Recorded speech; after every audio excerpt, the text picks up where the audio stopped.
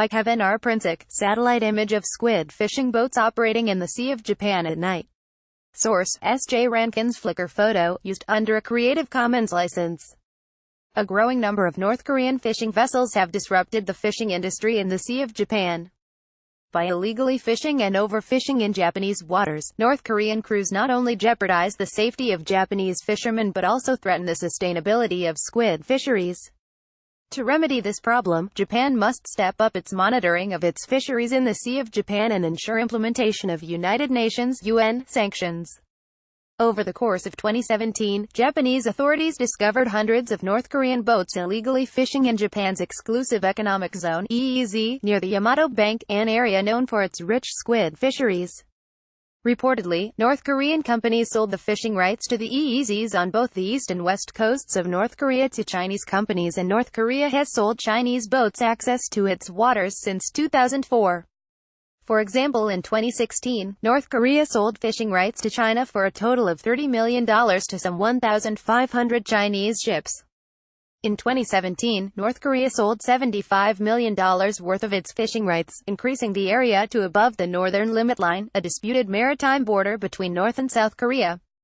Recognizing this was a means for Kim Jong-un's regime to curtail sanctions and procure foreign currency, on December 22, 2017, United Nations Security Council Resolution 2397, UNSC 2397, was adopted, which prohibited North Korea from selling or transferring, directly or indirectly, fishing rights.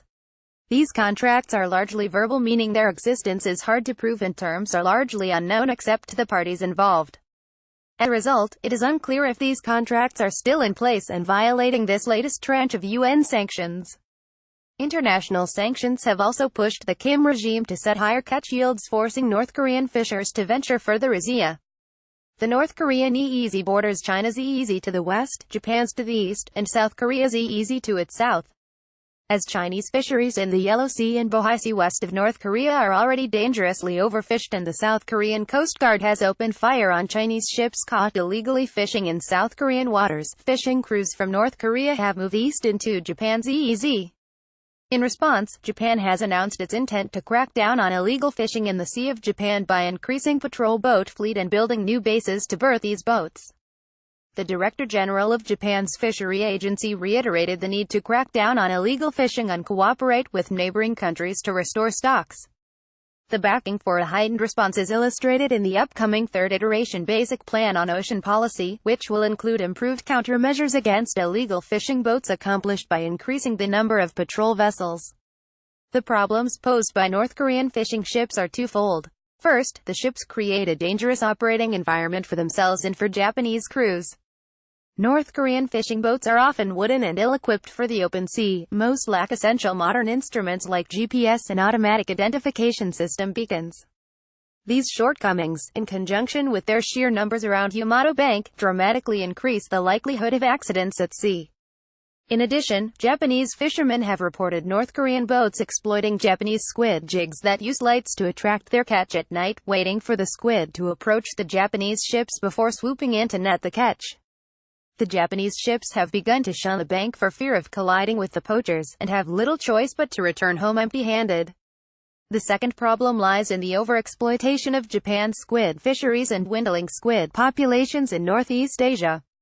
Overfishing in both Japan and North Korea's EEZs prevents squid populations from adequately recovering. Industries and fisheries alike become unsustainable as catches shrink and prices skyrocket. In 2017, South Korea's squid catch to the lowest level the country has seen in the past 5 years due to Chinese fishing vessels overfishing the North Korean EEZ, because mobile populations like squid will freely cross boundaries at sea, especially where neighbors are packed closely together. Chinese fishermen literally sweep the ocean floor to catch squid in North Korea's EEZ, leaving little area for squid to lay eggs and reducing the number of squid that can be found in South Korean fisheries. Two policy recommendations can help blunt this crisis. In connection with the announcement from the Japanese Ministry of Agriculture, Forestry, and Fisheries that it intends to crack down on illegal fishing, ensuring Japan Coast Guard presence and overflight at Yamato Bank and other at-risk fisheries is essential. North Korean boats do not employ automated identification systems, ICE, meaning it will be difficult to track them digitally. Satellite radar can track ships at sea without ice, but a physical presence coupled with overflight is necessary to discourage illegal fishing and catch offenders. Without a physical presence, it will take time for the Japan Coast Guard to arrive at the scene, allowing time for North Korean ships to arrive in greater numbers and require large-scale expulsion, which risks escalating tensions between North Korea and Japan. The second recommendation is to ensure implementation of UNSC 2397. Because China stands to lose out if fishing rights are returned to North Korea, it may resist implementing these sanctions. Japan has several options to ensure Chinese implementation of UNSC 2397. Japan and North Korea do not have official relations, so a bilateral solution between the two countries would prove difficult if not impossible. Sino-Japan relations, however, have warmed recently as the Chinese foreign minister expressed his desire to improve relations earlier this year, and multilateral options also exist, including a regional meeting between affected parties or taking the matter to the UNSC.